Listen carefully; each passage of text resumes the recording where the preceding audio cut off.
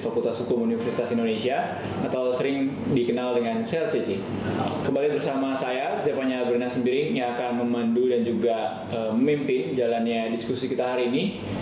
Pada hari ini kita akan kembali membahas sebuah topik di bidang hukum lingkungan yang juga sangat-sangat penting ketika kita membahas terkait perkembangan hukum lingkungan. Kita akan membahas sebuah topik yakni pembangunan berkelanjutan atau sering juga dikenal dengan sustainable development. Di dalam literatur hukum lingkungan ada terjadi perdebatan apakah pembangunan berkelanjutan atau sustainable development ini adalah sebuah prinsip hukum atau hanyalah sebuah konsep atau sebenarnya ini adalah hanya sebatas prinsip pembangunan. Oleh karena itu, untuk membahas lebih secara mendalam tentang pembangunan berkelanjutan ini, saya kembali ditemani oleh dua orang yang ahli di bidang hukum lingkungan. Ada Prof. Andri dan juga Bang Konrad. Halo Prof. Andri, Bang Konrad. Halo. Oke, hari ini kita akan membahas tentang prinsip kepembangunan berkelanjutan. Namun di dalam literatur kita sudah tahu ya bahwa pembangunan berkelanjutan ini masih ditentang apakah ini adalah sebuah prinsip hukum atau ini adalah sebuah prinsip hanya sebatas konsep saja. Karena itu kalau dari Prof. Andri sendiri melihatnya dari sudut pandang pengadilan, bagaimana mereka mengartikan mengenai pembangunan berkelanjutan ini sih, Prof? Kalau kita lihat di ICJ ya, kasus Gabčíkov Negi-Maros, itu ada perdebatannya justru dimulai dari situ. Di sana. Ya. Karena putusan generalnya dia menganggap adalah kata-kata yang dia menyebutnya sebagai sebuah konsep. Ya. Kemudian ada dissenting opinion dari Judge Wiramantri yang menyatakan bahwa oh enggak, ini sebuah prinsip. Kenapa dikatakan prinsip? Ya karena ada karakter normatif di dalam itu yang akan menggait para decision making, termasuk pengadilan dalam hal ini ke arah tertentu. Nah, arah tertentunya itu apa? Ya. Arah tertentunya adalah menyediakan jembatan bagi kepentingan lingkungan hidup, perlindungan lingkungan di satu sisi dan kebutuhan akan pembangunan ekonomi di sisi lain. Harus ada jembatan yang sebuah istilah hukum yang menjembatani itu, atau disebut prinsip ya, prinsip hukum yang menjembatani itu adalah pembangunan berkelanjutan menurut Wiramantri. Dan ini sudah berkembang dan kalau dilihat memang dari tulisan Stephen Perry ya tentang apa makna prinsip, bahwa dia punya beberapa karakter ya. Salah satu karakternya adalah prinsip itu bisa mengarahkan sebuah keputusan atau dalam hal ini putusan pengadilan itu sebuah ke arah tertentu. Nah, tentu saja fungsi lainnya adalah dari sebuah prinsip hukum adalah pemberian pembenaran, justifikasi atas sebuah keputusan yang sudah diambil. Nah, dalam konteks ini sebenarnya bukan justifikasi tapi arah yang dibayangkan oleh Wiramantri adalah arahnya ke arah tertentu gitu, yaitu menjembatani tadi kepentingan lingkungan dan kepentingan ekonomi. Dan menurut dia, karena dua-dua ini sebenarnya di dua negara yang berkonflik di dalam Gabčíkov Negi-Maros, yaitu Hungaria dan Slovakia, dua-duanya sebenarnya tidak menolak pembangunan berkelanjutan ini. Dua-duanya mengakui bahwa mereka sebenarnya sudah mengikuti pembangunan berkelanjutan ini. Cuma persoalannya ada di penekanannya. Yang Hungaria tentu saja menurut saya sih penekanannya ada di lingkungan, Slovakia penekanannya ada di pembangunan ekonomi. Nah, Wiramantri berpendapat kalau seandainya kita buta terhadap hanya lingkungan saja yang diperhatikan, maka Hungaria akan menang, kira-kira gitu kan. Tapi karena pembangunan berkelanjutan ini justru tidak membuat hakim untuk tidak hanya fokus pada lingkungan, tapi juga ya tadi melihat kepentingan lain dan dalam ini ada kepentingan ekonomi, sehingga balancing ini yang sebenarnya merupakan fungsi dari prinsip pembangunan berkelanjutan. Nah, itu nanti yang sebenarnya kita akan kritik lah ya, kritik bahwa justru jembatannya ini yang sebenarnya fungsi sebagai jembatan ini yang sebenarnya dalam konteks tertentu harusnya sudah kita kaji ulang lah. Apakah masih dalam konteks yang normal mungkin sebagai jembatan, tapi apakah sekarang masih layak untuk dipertahankan, itu mungkin nanti kita bisa bicarakan. Ya.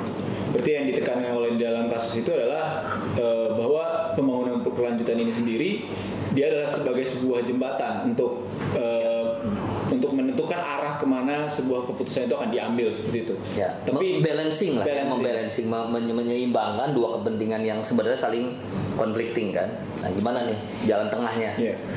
Tapi apakah ada penekanan di mana memang ini adalah sebuah prinsip hukum gitu? Itu belum ada. Dia aja sendiri menyatakan bahwa ini sebuah prinsip hukum. Si Wiramantrinya di putusan besarnya tidak. Yeah. Justru karena di salah satu dari dissenting opinionnya Wiramantri adalah dia ingin menyatakan enggak, ini sebenarnya prinsip hukum, bukan sebuah konsep. Dan kemudian kan dia melihat banyak sekali di sejarahnya ya, dari mulai beberapa kebudayaan kuno lah ya, dia sebutkan tuh di situ di putusan itu, di dissenting opinion, yang memang menunjukkan bahwa ada balancing ini. Iya, betul. Dan balancing ini ya kita namakan sekarang sebagai pembangunan berkelanjutan. Makanya dia bilang ini salah satu prinsip hukum internasional tertua sebenarnya.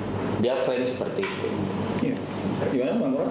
Iya, dan akhirnya juga kan sustainable development ini di perkembangan berikutnya juga kan ada turunan lagi kan. Iya.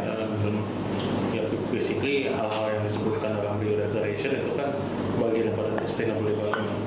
Gitu sih? Iya. Ya, karena memang sebenarnya sustainable development itu sendiri sebenarnya pada akhirnya sebagai sebuah jembatan itu mengalami kesulitan ketika nggak dirincikan, nggak rinci. Dia terlalu abstrak, terlalu abstrak, sehingga perlu ada sebenarnya. Makanya ada yang menyebut ini sebenarnya sebuah meta prinsipal yang padahal prinsip sendiri sudah meta norm. Iya. Jadi ini kayak meta norm. Iya, gitu kan. Karena tadi saking abstraknya, sehingga dia malah bisa menyebutkan ada prinsip-prinsip lain yang sebenarnya ya kalau kita ingin melihat apakah sebuah negara mengikuti prinsip pembangunan berkelanjutan atau tidak, kita lihat apakah negara mengakui atau menerapkan prinsip-prinsip hukum yang lebih detail. Misalkan pencemaran membayar, keadilan generasi, prinsip baru yang lahir. Dan memang sepertinya di dalam setiap, jadi kan kalau misalkan kita memahami bahwa Rio Declaration itu adalah prinsip Rio Declaration itu turunan daripada ide sustainable development, berarti kan sebenarnya di semua rincian daripada prinsip-prinsip Rio itu sebenarnya ingin memberikan kita pedoman dalam situasi-situasi tertentu bagaimana Anda si pengambil kebijakan, pemangku kepentingan, pengambil kebijakan itu bisa menyelaraskan kepentingan lingkungan hidup dan ekonomi gitu. Sepertinya sih arahnya seperti itu. Walaupun dalam nanti ya mungkin akan sering kita berdiskusi, sepertinya nggak seideal itu juga gitu. Ada beberapa situasi-situasi justru patut kita pertanyakan sebenarnya yang menjadi karakteristik dari sustainable development itu apa gitu. Jadi kalau mau dirangkum, sebenarnya ada satu dissenting opinion yang sudah secara berani menyatakan pembangunan berkelanjutan ini sebagai sebuah prinsip hukum. Namun kalau ditanya what does the sustainable development entail, kita nggak bisa menjawabnya dengan rinci gitu. Karena pada akhirnya itu adalah sebuah, bahkan ada yang bilang itu adalah meta principle gitu. Jadi prinsip itu aja sudah meta norm. Kemudian ada juga belakangan akhirnya ketiknya ini sustainable development ujung-ujungnya cuma neoliberalisme gitu. Oke, itu nanti kita akan bahas setelah Spencer bilang gitu. Oh ya, Spencer ya. Begitu. Tapi itu nanti akan kita bahas belakang ya. Oke. Kita sudah menyentuh sedikit tadi soal prinsip hukum, dan juga kita sudah mungkin belum ada kesimpulan yang final tentang sebenarnya pembangunan berkelanjutan ini sebuah prinsip hukum. Tetapi itu tadi kan di ICJ lah. Di ICJ. Di Indonesia menurut saya malah lebih berani nih, ada di Tanjung Jati A hakimnya menafsirkan ini sebagai AUPB, menafsirkan pembangunan berkelanjutan sebagai asas umum pemerintahan yang baik. Nah, jadi begini, di Indonesia itu kalau kita mau melakukan gugatan ke Pengadilan Tata Usaha Negara, alat ujinya cuma dua. Si pemerintah ini, tindakannya atau keputusannya melanggar undang-undang atau melanggar asas umum pemerintahan yang baik. Nah, biasanya lebih pada pemahamannya, lebih pada yang AUPB, dia asas umum pemerintahan yang baik itu lebih pada perkembangan penafsiran di pengadilan lah ya, taruhlah hukum tidak tertulis atau segala macam praktek. Nah, tapi persoalannya jenis-jenis AUPB-nya itu dijabarkan. Ada berapa, saya lupa 10 apa berapanya, cukup banyak di Undang-Undang 30 2014, Undang-Undang Administrasi Pemerintahan. Sebutin tuh AUPB adalah ini jenisnya. Nah, tidak ada prinsip hukum lingkungan termasuk di AUPB-nya. Nah, ada di gugatan itu dia menyatakan bahwa ini pemerintah di Tanjung Jati itu, PLTU itu izin lingkungannya melanggar asas hukum lingkungan. Si penggugatnya sebenarnya nggak bilang itu AUPB, dia melanggar asas hukum lingkungan. Hakimnya kemudian yang menafsirkan. Iya, karena begini, kalau mungkin ya kalau hanya melanggar hukum lingkungan, asas-asas hukum lingkungan, ya itu bukan alat uji di undang-undang di kasus Petun, karena di kasus Petun tadi alat ujinya adalah undang-undang dan AUPB. Akhirnya kemudian si hakimnya menafsirkan asas pembangunan berkelanjutan ini sebagai asas kemanfaatan. Karena kalau kita lihat kalau kita lihat asas kemanfaatan definisinya itu adalah balancing interest sebenarnya. Antara hak dan kewajiban, antara para pihak. Yang mana juga sebenarnya adalah ide dasar dari sustainable development, balancing antara economic interest dan environmental interest. Bahkan dia menyebutkan memang di asas kemanfaatan itu antar generasi, kepentingan antar generasi. Memasukkan unsur generasi masa depan dalam pertimbangan. Jadi dia masukkan itu, ini jadi sejalan gitu antara pembangunan berkelanjutan ini dengan asas kemanfaatan. Tapi menurut Prof gimana kalau dimaknai seperti itu ya bisa menjadi sebuah terobosan, bisa juga menjadi sebuah kekeliruan. Menurut saya sih so far dengan cara pandang hakim kita yang biasanya formalis lah ya, lihat apa undang-undangnya. Saya tentu saja idealnya adalah hakim mengakui saja pembangunan berkelanjutan sebagai sebuah atau prinsip hukum lingkungan in general sebagai sebuah batu uji di dalam kasus itu tanpa perlu dikaitkan dengan AUPB. Jadi ini adalah dua hal berbeda. AUPB satu hal, betul. Kasus lingkungan cuma kan terlalu jauh lah itu. Idealnya seperti itu. Tapi kalau ini sementara, karena bisa saja hakim mengambil jalan yang sangat formalistik. Ini tidak ada di dalam asas hukum lingkungan, ini tidak ada di dalam AUPB, ya sudah tolak. Dan ini jalan tengahnya. Menurut saya sebagai sebuah upaya menghargai asas lingkungan masuk dalam sebagai asas itu menurut saya sih sebuah langkah yang baik. Jalan yang baik lah, kompromi yang baik gitu. Walaupun secara umum sebenarnya tidak menjawab permasalahan yang ada di tingkat level ICJ tadi, maksud bahwa apakah ini sebuah prinsip hukum atau tidak. Tapi kalau di kasus itu jadi iya dong, asas. Karena dia bagian dari good governance principle gitu ya, bagian dari bisa dimaknai sebagai asas kemanfaatan. Iya, bahkan bisa jadi ada penilaiannya, bisa jadi karena di dalam kasus ini pemerintah dinilai melanggar asas itu. Jadi karena ditafsirkan sebagai AUPB, maka otomatis dia bisa adalah prinsip alat ukur. Adalah prinsip hukum administrasi negara begitu bisa dibilang. ICJ sendiri bahkan ketika Bura Mantri bilang bahwa ini ada sebuah prinsip, pada akhirnya dia tidak bisa menentukan mana di antara Hungaria dan Slovakia yang melanggar itu. Ini Hakim Tanjung Jati Petun Bandung berani bilang bisa karena dia pakai asas kemanfaatan itu. Ini pemerintah mengambil keputusan izin lingkungan untuk tanpa memperlihatkan kajian terhadap dampak perubahan iklim, gas rumah kaca segala macam, dia mengabaikan kepentingan generasi yang akan datang. Gimana Bang Murad? Kalau saya mungkin ini dari segi yang lain ya, mungkin ini agak lebih kayak teori hukum gitu ya. Jadi kan sebenarnya ini isu tentang aturan hukum dengan prinsip hukum gitu ya. Sebenarnya saya suka pakai definisi Dworkin gitu. Dworkin suka Ronald Dworkin gitu. Dia suka membedakan apa yang dinamakan dengan aturan hukum vis-a-vis dengan prinsip hukum gitu. Aturan hukum itu disebut sebagai rules is applied in an all or nothing fashion. Dalam arti berlaku tidak berlaku. Iya, berlaku tidak berlaku. Dia antara diberlakukan sepenuhnya, diterapkan sepenuhnya atau tidak sama sekali. Dalam arti ketika semua rumusan suatu kaidah atau suatu pasal itu dipenuhi, maka aturan akan diterapkan gitu ya. Dan orang itu ya dihukum ya karena melanggar aturan. Jadi misalnya ya mungkin contoh sederhana misalkan pasal 338 pembunuhan barang siapa dengan sengaja merampas nyawa orang lain. Semua rumusan itu harus terpenuhi. Jadi misalkan kalau barang siapanya ternyata pembunuhan itu terjadi karena misalkan orang diterkam singa gitu, ya singanya harus dipenjara karena rumusan barang siapa tuh ya subjek hukumnya hanya dua, manusia atau badan hukum gitu barangkali ya.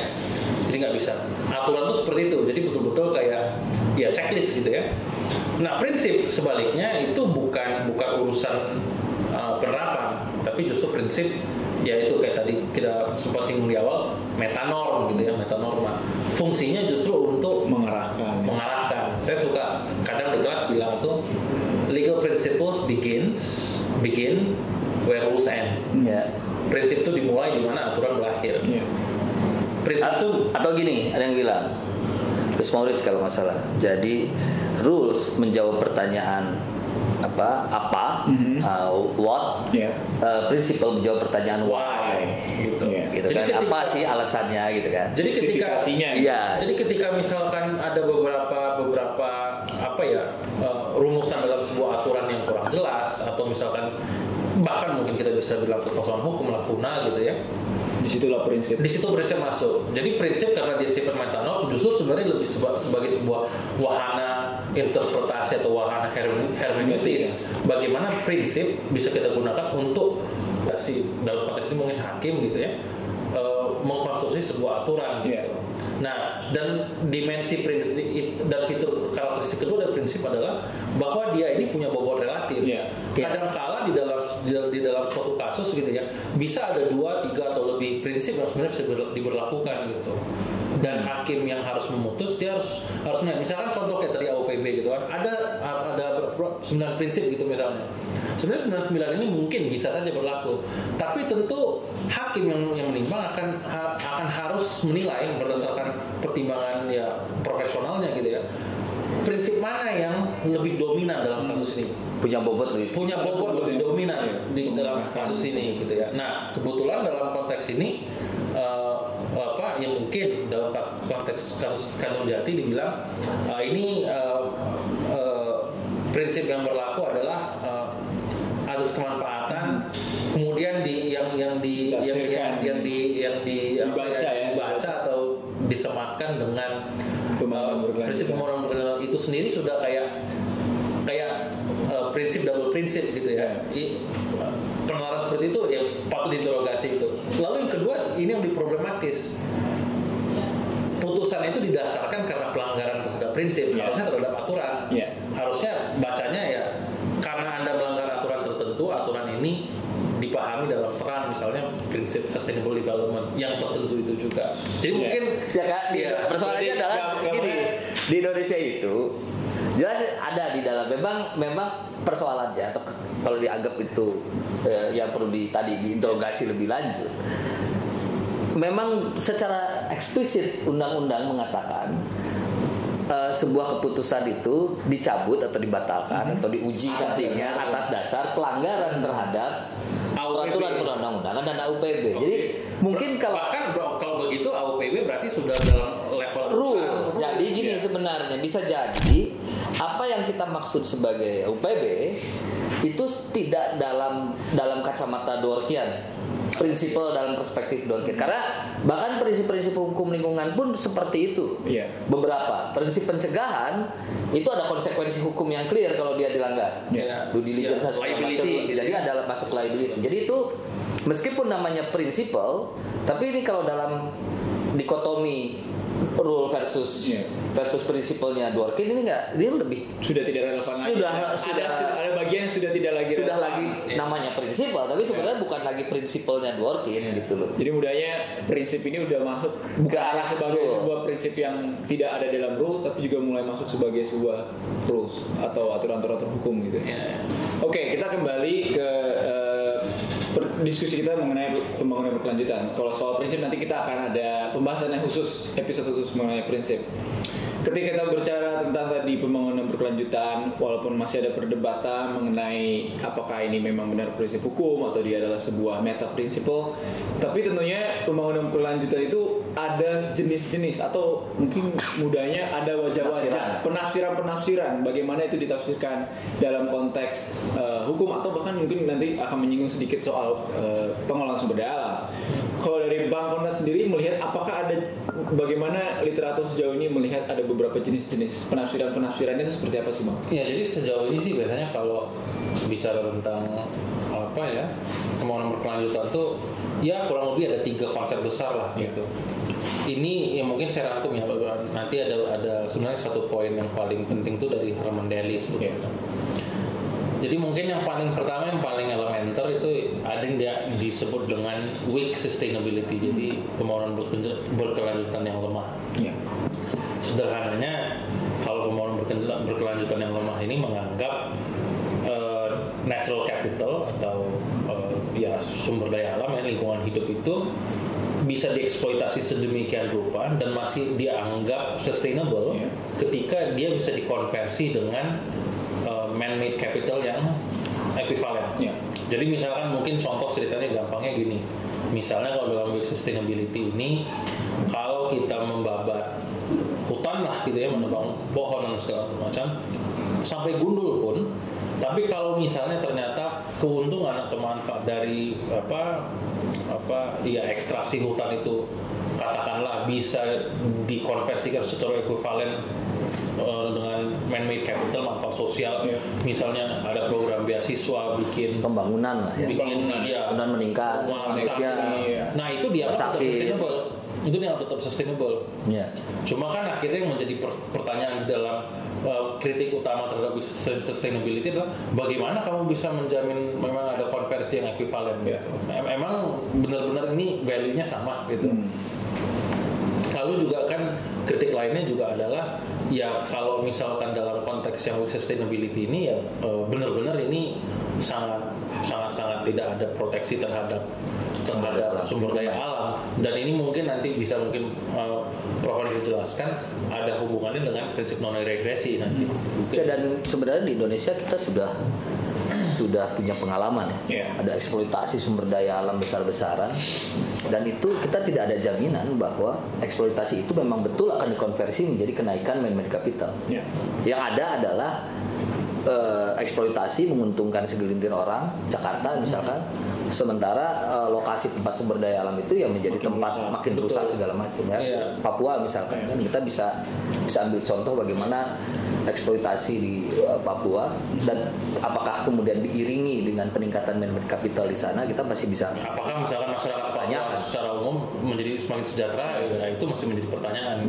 Jadi dalam konteks Indonesia, weak sustainability ini memang sudah terlihat ada terjadi gitu. Sudah justru kita menganut itu. Ini praktik sudah terbukti gagal sebenarnya ya. Sudah terbukti gagal. Nah, sebaliknya ya terhadap yang weak ini ya biasanya dikontraskan dengan namanya strong sustainability gitu. Kalau tadi misalnya yang weak sustainability dalam tanda kutip permisif dengan eksploitasi sumber daya alam gitu ya. Kalau dalam strong sustainability justru sangat tidak permisif, sangat mengekang ekstraksi sumber daya alam. Jadi dalam perspektif hard sustainability ini, lingkungan hidup itu dianggap sustainable ketika ia dijaga keasriannya, jadi kondisi alamiahnya gitu. Sehingga ya sebenarnya pemanfaatan lingkungan hidup itu ya seminimal mungkin gitu. Barangkali mungkin kalau dalam konteks yang seperti ini kita hanya mengambil mungkin kayak remah-remah atau sisa-sisa dari sumber daya alam. Jadi misalnya mungkin kayak ya kalau mengutip ya kita hanya misalkan ya mungkin yang ideal dari mungkin perspektifnya, kalau orang perlu kayu bakar, dia hanya mengutip ranting-ranting. Jadi bukan dia misalkan tebang pohon untuk kemudian apa. Nah, cuma kan pandangan yang strong seperti ini juga problematis karena pada akhirnya ya kita nggak ada pembangunan. Iya, nggak boleh ada pembangunan. Ya, ya podcast ini pun nggak mungkin terjadi gitu kan, karena kita nggak punya meja dan lain sebagainya gitu. Dan tapi yang lebih lanjut daripada ini sebenarnya ada suatu permasalahan filosofis juga di sini. Sebenarnya kalau kita mengatakan strong sustainability ini mengatakan harus menjaga kealamiahan alam gitu. Memang kamu tahu alam yang alami itu seperti apa? Ada permasalahan epistemologi. Iya, permasalahan ya epistemologi, dan ini kan sebenarnya kalau yang namanya alam itu kan sesuatu yang kamu konstruksikan gitu. Kita nggak bisa bilang alam yang ini, alam yang itu tidak. Gitu. Oh, tentu kita bisa bilang ini rumput sintetis sama rumput dia itu clear. Tapi bahwa misalkan sebuah ekosistem alam yang alami dan yang tidak itu ini sebuah narasi yang apa yang akan ditentukan dengan dinamika sosial politik. Jadi ya komplainnya dua gitu. Yang pertama ya tidak mungkin ada pembangunan, yang kedua juga kalau permasalahan definisional gitu. Bagaimana kapan kita tahu sebuah lingkungan hidup itu asli dan alamiah gitu. Kalau karena kan dia gini, dia berangkat dari yang strong ya. Berangkat dari penolakan terhadap trade off, bisa jadi yang natural capital itu bisa di trade off dengan man-made capital. Itu kan dia menolak itu. Bisa kan? Tidak ekuivalen, nggak akan pernah ekuivalen gitu. Sehingga ya efeknya ya tidak bisa sebenarnya kalau kita ambil yang ekstrim betul-betul ya nggak bisa ngambil mengekstraksi sumber daya alam. Akhirnya bisa, tapi ya, akhirnya kita harus mengkompromi cara hidup. Mungkin akhirnya ya standar hidupnya menurun. Ya bahkan mungkin ya akhirnya kita akan hidup ya mungkin hanya berburu dan merambut. Oh iya. Ya nggak bisa. Di tingkat ekstrimnya ya. Di tingkat ekstrimnya seperti itu gitu. Tidak. Karena itu sebenarnya adalah yang jalan tengahnya third way, Bang. Nah, itulah yang tadi saya sebut dengan apa ya, critical natural capital. Ini adalah yang ketiga. Ya, ini kayak mendamaikan dua kubu yang ekstrim ini. Jadi dalam critical natural capital, dan ini perspektifnya ekonom gitu ya, ekonomi dan Mandeli.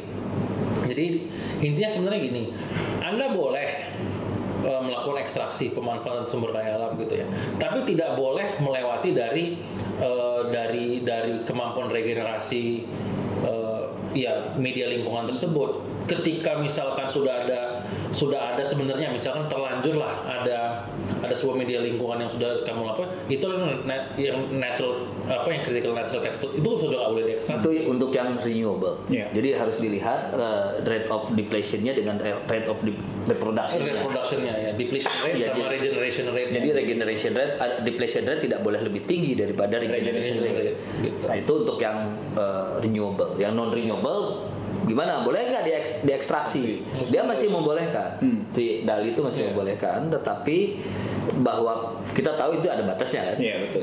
Manfaat dari situ itu digunakan, keuntungan dari situ itu digunakan untuk konversi sumber daya alam gitu. Misalkan tadi konversi energi lah segala macam, kalau kita bicara soal energi.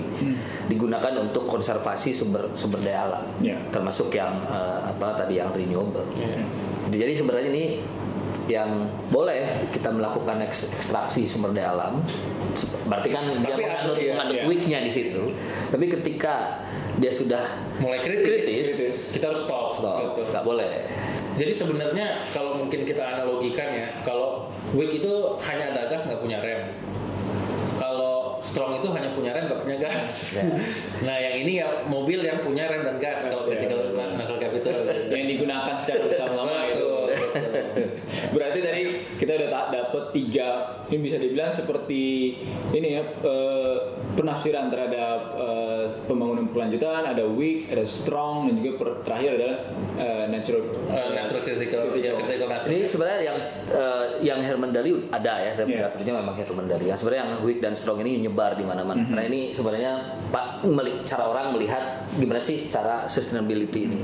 Salah satu literatur yang penting untuk ini saya baca di Michael Kamen dan Sigrid Stagel, ecological economics. Nah, itu dia jelaskan ketiga-tiganya memang cukup singkat lah penjelasan, dan cukup tadi kita bisa memahami bahwa kayak gini ternyata pemahaman sustainability ini tidak satu gitu. Ternyata Artinya sebenarnya adalah setiap orang bisa mengklaim bahwa pembangunan yang dia lakukan sustainable.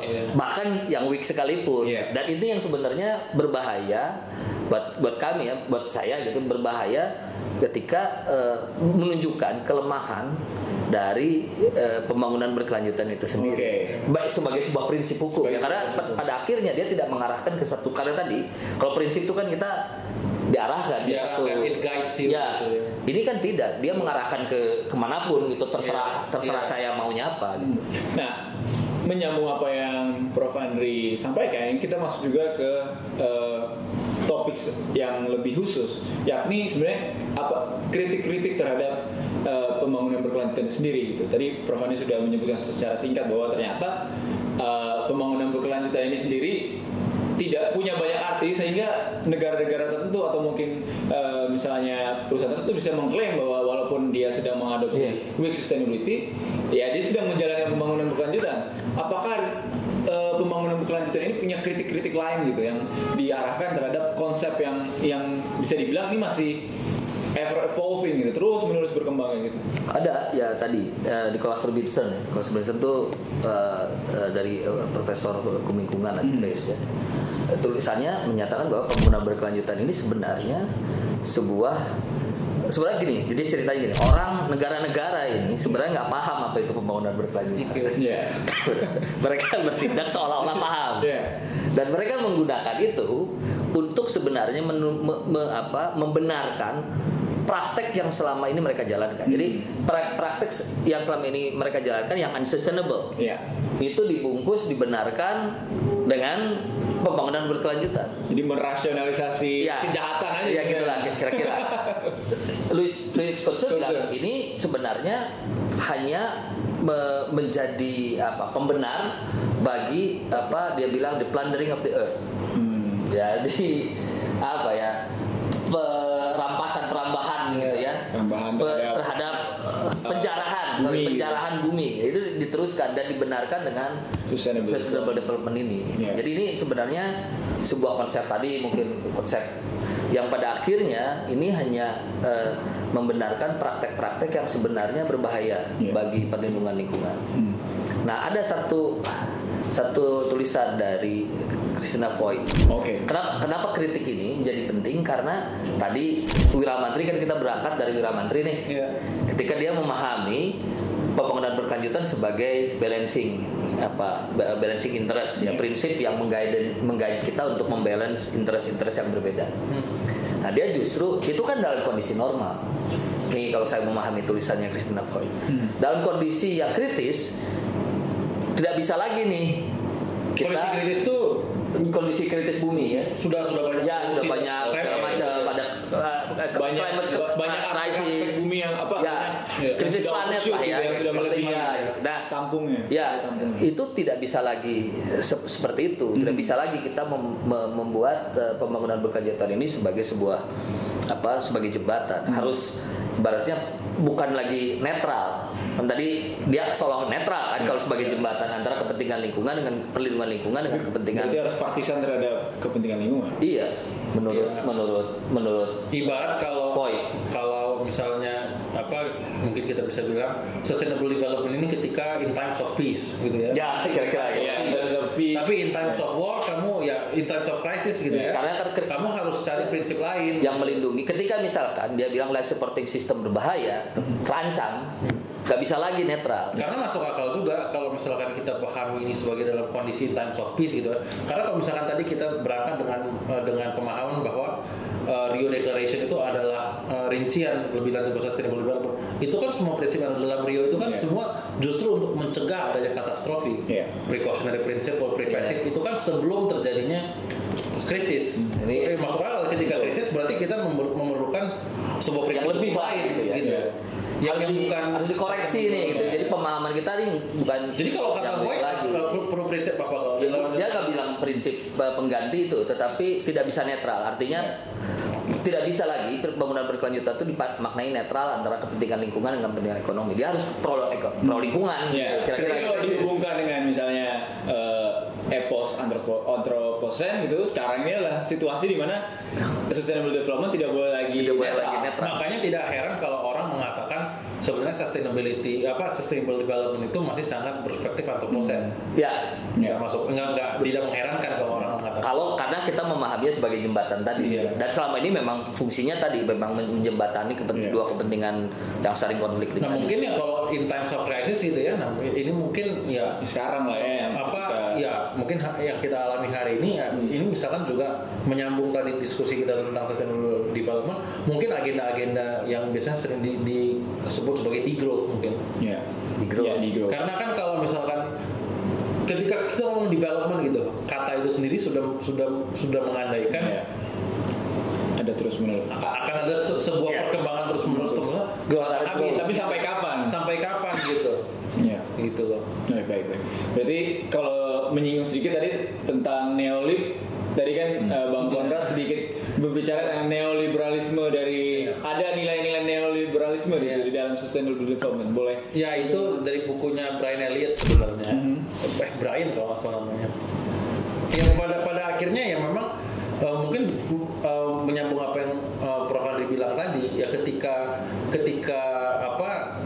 kita bisa memaknai sustainable development ini dengan berbagai cara gitu ya.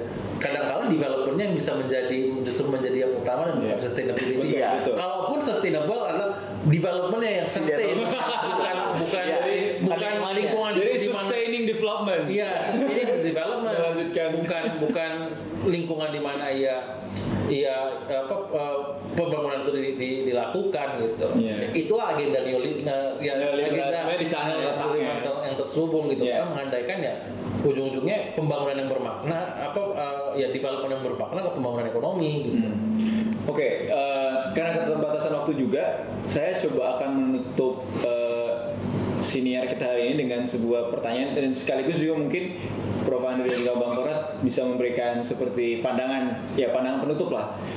Kalau saya coba berangkat dari apa yang Christina Voigt tadi bilang, bahwa ketika masa-masa ketika sekarang kita berada di epos antroposen, ketika ini sudah jadi masa-masa dengan penuh krisis, bagaimana seharusnya kita ke depan memaknai pembangunan berkelanjutan ini, baik itu sebagai prinsip hukum maupun juga mungkin mungkin seperti pesan gitu kepada mungkin pengadilan atau penegak hukum yang nantinya akan benar-benar mengaplikasikan prinsip ini di dalam konteks-konteks yang lebih kalau saya ini kemudian penafsiran ulang atau diganti atau sudah penafsiran ulang. Ada sebuah prinsip baru sebenarnya. Nah ini bisa jadi pengganti atau tadi kita memaknai pembangunan berkelanjutan sebagai dalam konteks ini yaitu non-regresi. Non-regresi, progression and non-regression. Nah itu penting. Kenapa? Karena yang dimaknai sebagai berkelanjutan adalah tidak turun kualitasnya, turun kualitasnya atau harus lebih baik terus menerus. Kalau kata Marx ya kan, harus lebih baik. Kita mewariskan, ini kita bukan pemiliknya dunia ini, kita hanya penerima manfaat dan harus mewariskan bumi ini ke generasi berikutnya dalam kondisi yang lebih baik sebagai bonus factor familias. Dia bilang gitu. Nah, itulah yang sebenarnya saya sih mendorong mulai berlakunya mulai diadopsinya semakin masifnya pengadopsian prinsip hukum progression dan non-regression. Dan di dalam beberapa perjanjian seperti perdagangan bilateral ada tuh prinsip itu, termasuk yang dilakukan dan Indonesia terlibat di dalamnya. Dan secara implisit sebenarnya juga ada di perjanjian Paris. Ada, tapi itu hanya untuk climate kan. Ya, untuk climate. Cuma yang general memang belum ada. Tapi menurut saya itu prinsip sangat penting untuk kita menafsirkan ulang, atau kalau bisa ya sudah berkelanjutan berhenti sampai di sini, kita bikin lagi dengan non-regression dan progression itu. Saya setuju sih dengan yang Prof Andri katakan, ada progression dan non-regression, dan mungkin bentuk konkretnya adalah kan belakangan ini ada juga riset oleh rekan-rekan di Stockholm Research Institute kalau saya nggak salah, yang memetakan planetary boundaries gitu, jadi batasan-batasan planetari gitu. Jadi mungkin konkretnya adalah terhadap hal-hal yang sudah merah justru harus dipulihkan, terhadap hal-hal yang masih hijau itu nggak boleh regres, tidak boleh jadi merah. Jadi lebih ada segmen. Karena kan pada akhirnya gini, kayak tadi diskusi kita di awal, prinsip itu kan sebenarnya sesuatu hal yang sangat metanorma gitu. Ini kan sesuatu hal yang sangat cair. Agar ini tidak menjadi wajahnya menjadi macam-macam gitu ya, dan bisa menjadi offside gitu. Prinsip ini, ya kalau misalkan prinsip pembangunan berkelanjutan ini masih akan tetap relevan di zaman kita, dia harus bisa disalurkan kepada sebuah pemikiran yang lebih konkret ya, seperti misalkan planetary boundaries tadi. Oke. Ya ini pembahasannya sangat menarik, sudah sangat banyak sekali sumber dan juga referensi yang kita kutip. Ya ini menunjukkan kalau isu pembangunan berkelanjutan ini atau konsep atau bahkan prinsip ini tidak bisa berhenti di sini diskusinya, dan akan terus menerus kita perlu teliti, dan tentunya ini menjadi agenda riset juga di bidang hukum lingkungan. Semoga teman-teman semua yang mendengarkan dan juga mengikuti podcast ini juga semakin tercerahkan dan justru bahkan mungkin ikut meneliti, semakin penasaran dan mendorong dan bahkan mungkin sampai untuk ikut juga menulis dan juga masuk dalam diskusi ini. Oke, terima kasih sudah mengikuti podcast Bincang Hijau. Saya Zevanya Benas Niring dan Prof. Andri beserta Bang Konrad pamit. Sampai jumpa di episode selanjutnya.